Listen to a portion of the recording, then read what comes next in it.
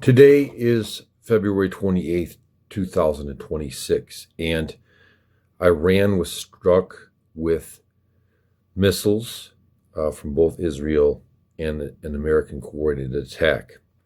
And it looks like most of the leadership of Iran is destroyed, and maybe Khomeini might be dead too.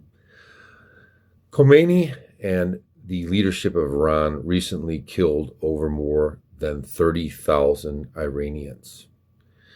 Iranians are Persians, okay? So we don't want to confuse Persians with Islamists, because the Islamists who took over were Arab Islamists, and they took over in 1979.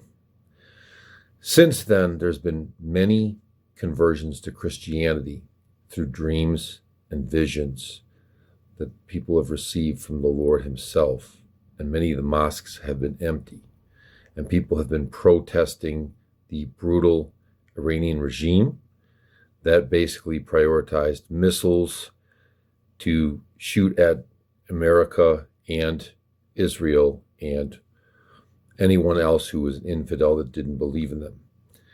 Iran is the number one sponsor of terrorism in the world through Hezbollah and Hamas and other terrorist organizations as well.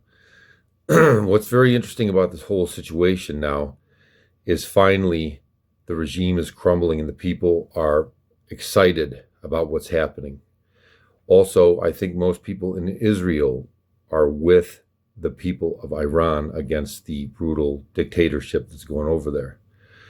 But what's happening now and happened today, which is almost unprecedented, is Iran was able to shoot missiles at a Navy base, U.S. Naval Base in Bahrain, and they also shot hotels in Dubai.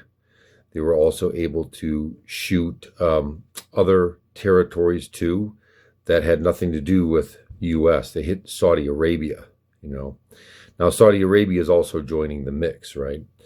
But the United Nations, which is one of the most corrupt, non-elected boards in the whole world, has decided that Iran should be the spokesperson, the regime of Iran, for women's rights.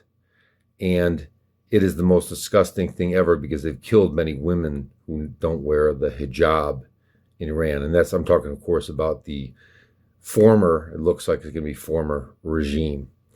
The most important thing to think about and keep in perspective as a Christian here is there's something called the Elam Prophecy. And this comes from the Bible. And this is from Jeremiah 49:34-39. The divine throne in Elam, God states, I will set my throne in Elam and I will destroy their king and princes. Then the future restoration. Despite the judgment, the passage promises that in the latter days I will restore the fortunes of Elam. So what's happening here is we, of course, have a future that the Lord sets himself. Then many analysts also align this prophecy with current events in Iran, and I couldn't agree more. And I think at this point, it's good to actually look into everything the way it's going, right? If you are supporting Iran, you are actually supporting what was a dictatorship.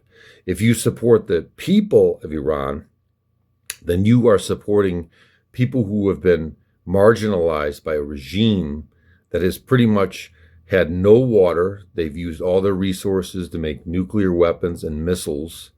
They have also basically just threatened to destroy Israel and America and everyone else out here.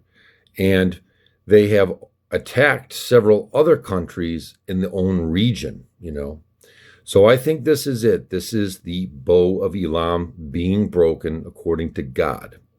Many people are going to twist this around and make a worldly spin on it. But we always have to go back to what the Lord in the Bible said of what's happening in the latter days.